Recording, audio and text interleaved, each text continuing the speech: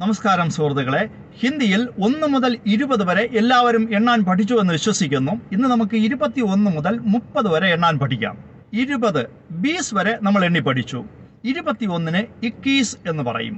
22 22, 23 23, 24 24, 25 25, 26 26, 27 27, 28 28, 29 29, 30 30.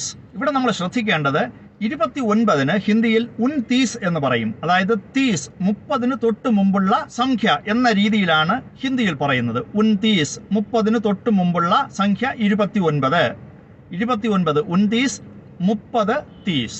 ഇനി നമുക്ക് കഴിഞ്ഞ ക്ലാസ്സിൽ പഠിച്ചതും ഇന്ന് പഠിച്ചതും കൂടെ ഒരുമിച്ച് 1 മുതൽ 30 വരെ വേഗം എണ്ണാം. 1 2 3 4 5 6 7 8 9 10 11 12 13 14 15 16 17 18 19 20, 21 22 23 24 25 26 27 28 29 30. നമുക്ക് അടുത്ത ക്ലാസ്സിൽ 31 മുതൽ 40 വരെ എണ്ണാൻ പഠിക്കാം. അതുവരെ നന്ദി, നമസ്കാരം.